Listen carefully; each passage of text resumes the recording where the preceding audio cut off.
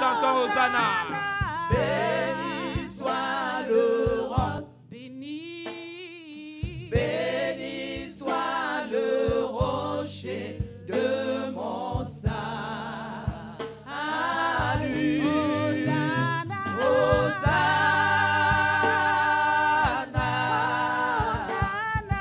béni soit le roc, béni soit le rocher de mon salut.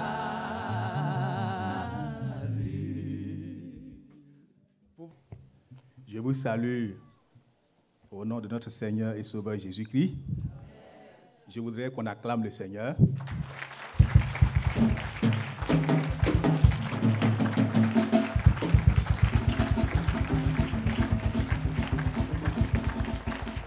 Alléluia. Que Dieu vous bénisse.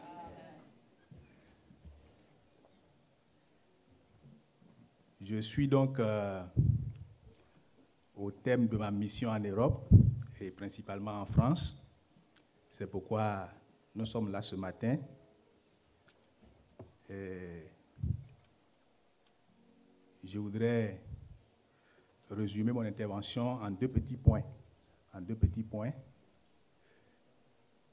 Premièrement, vous témoigner ma reconnaissance. Et deuxièmement, laisser juste quelques conseils. Gloire au Seigneur. J'ai fait 8 ans ici en France, en Europe. 8 ans. J'ai dirigé l'église de la Suède, 3 fois l'église de Paris, et puis 2 fois l'église de Villers-le-Bel. Et puis en même temps aussi, intérimaire sur les églises du Royaume-Uni, c'est-à-dire Londres, l'Angleterre et le pays de Galles. Et donc, je tiens ce matin à vous dire merci de tout mon cœur, pour tout ce qui a été fait. Vous m'avez soutenu, vous avez prié pour moi, vous m'avez accompagné, vous m'avez encouragé, vous m'avez supporté. Et je tiens donc à vous dire merci. Merci à tout le monde. À tout le monde, je n'oublie personne.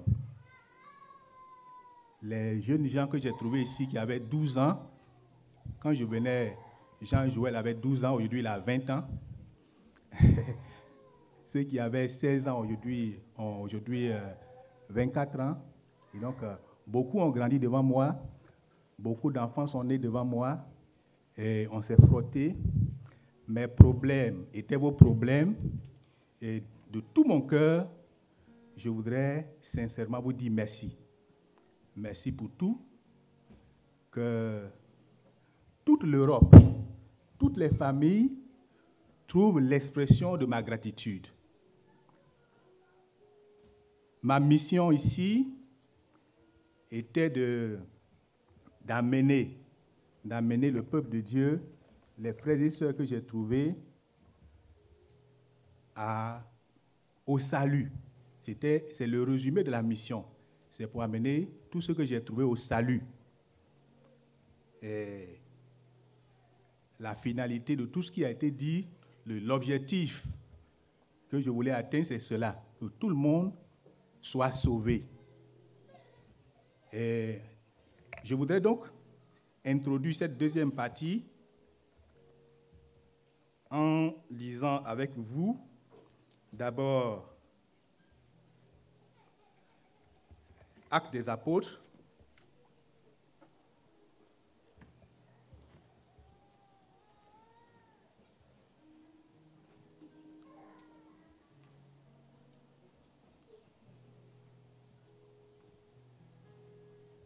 Actes chapitre 20.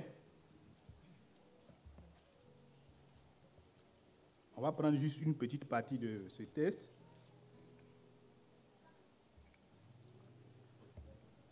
Acte 20. On va lire à partir du verset 18. Lorsqu'il fut arrivé vers lui, il leur dit, « Vous savez de quelle manière, depuis le premier jour où je suis entré en Asie, je me suis sans cesse conduit avec vous, servant le Seigneur en toute humilité, avec l'âme et au milieu des épreuves que me suscitaient les embûches des Juifs. Vous savez que je n'ai rien caché de tout ce qui était utile et que je n'ai pas craint de vous prêcher et de vous enseigner publiquement et dans les maisons. » On peut même s'arrêter là. Gloire au Seigneur. Je voudrais saisir cette partie de ce que Paul a dit, que pendant le temps que j'ai passé, je n'ai pas craint de vous dire la vérité. Alléluia. Je n'ai pas craint d'enseigner la parole de Dieu publiquement. Et je voudrais que vous vous souveniez de ces paroles. Alléluia. Donc, souvenez-vous. Souvenez-vous de tous ces grands moments, de tous ces enseignements, comme nous avons à travers nos médias, tous ces messages sur notre télévision. Je voudrais vous ramener chaque fois à revivre ces moments. Alléluia. Il faut les revivre. C'est ce que j'ai de plus cher à vous donner. Amen. C'est ce que j'ai de plus cher à vous donner. Vous donner la parole de Dieu, vous dire la vérité, parce que ceux qui aiment Dieu sont heureux.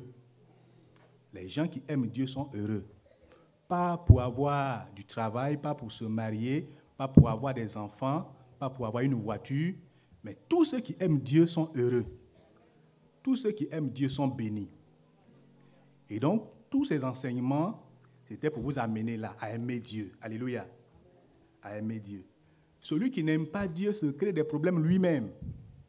Quand quelqu'un n'aime pas Dieu, c'est qu'il se livre au diable. C'est qu'il veut avoir des problèmes. C'est qu'il veut vivre l'enfer.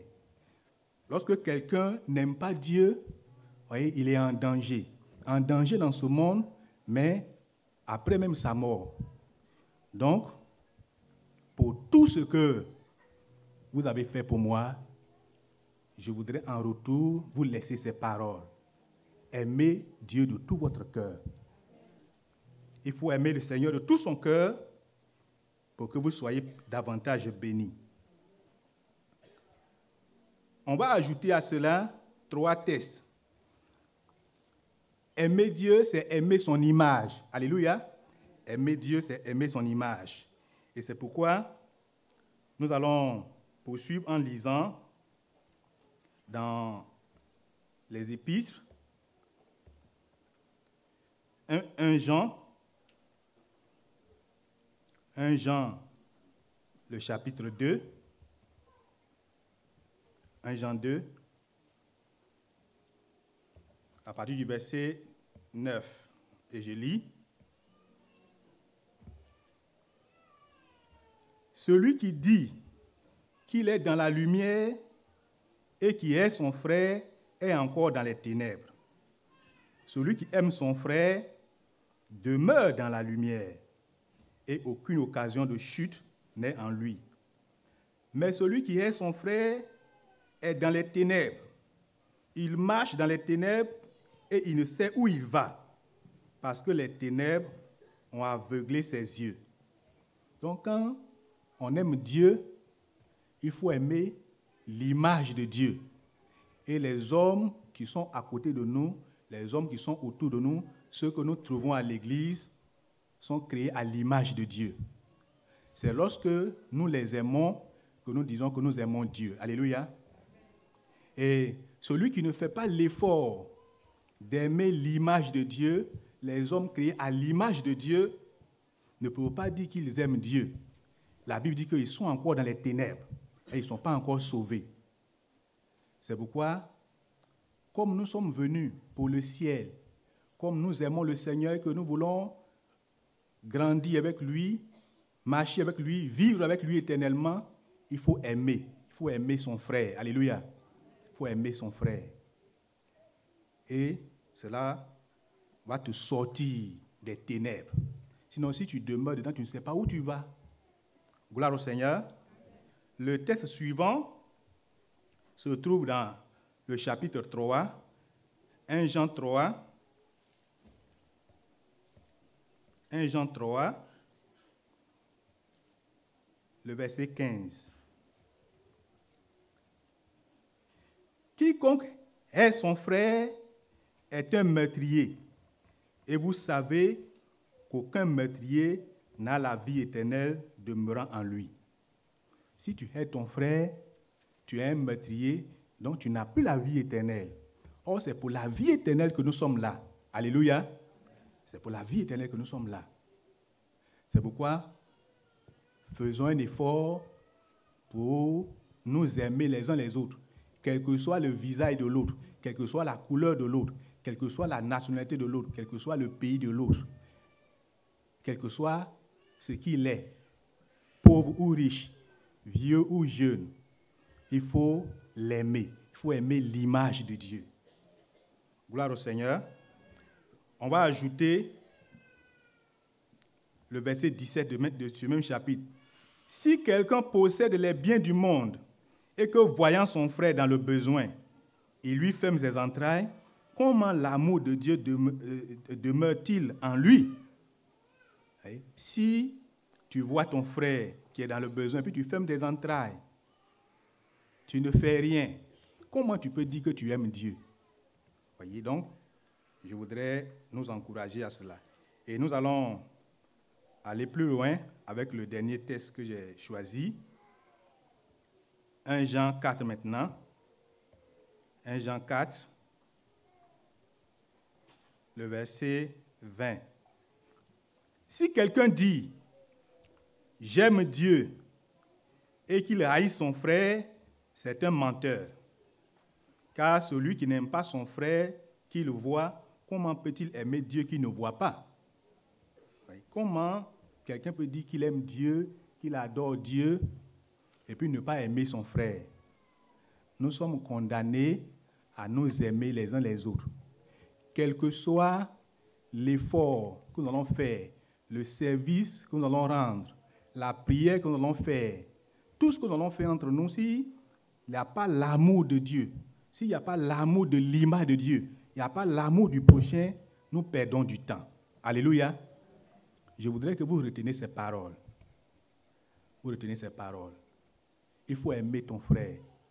Il faut lui pardonner, il faut l'accepter. Il faut faire violence sur toi-même pour l'aimer, le servir, lui pardonner et vivre avec lui. C'est ça la vraie foi. C'est ça la vraie démonstration de la vie chrétienne. La vie chrétienne, ce n'est pas beaucoup de jeûnes, beaucoup de prières, beaucoup de bavardage. C'est une vie au quotidien. Chaque jour, lorsque tu te lèves, il faut vivre avec ça, il faut marcher avec ça, il faut dormir avec ça, il faut aller au travail, il faut te déplacer avec cela. C'est un comportement. Donc, pour tout le bien que vous avez fait pour moi, pour tout le bien que ma famille et moi avons bénéficié de tout un chacun, je voudrais que ces paroles demeurent en vous. N'oubliez pas cela. On a dit beaucoup de choses, mais souvenez-vous de ces paroles. Gloire au Seigneur. Donc, nous avons dit beaucoup de choses, mais souvenez-vous. Et que c'est pour cela qu'on est venu à l'église. C'est pour cela qu'on est venu à l'église. C'est pour cela qu'on adore Dieu. C'est pourquoi on a laissé le monde et qu'on est venu. Donc, je voudrais vous encourager à cela. Alléluia. J'ai pris la décision de ne pas être long, parce qu'après 8 ans, j'ai trop parlé. Je vais aller parler à ceux d'Angré. Et chaque fois que vous serez de passage à Abidjan, venez manger à Tchéké avec moi à Angré. Je serai votre tuteur là-bas. Je vous attends. Celui qui ne passe pas là-bas, si j'apprends ça, je ne serai pas content. Alléluia. vous m'avez servi. Si j'ai l'occasion de vous servir aussi, je vais le faire. Donc, de tout mon cœur, je vous bénis. Que Dieu vous bénisse.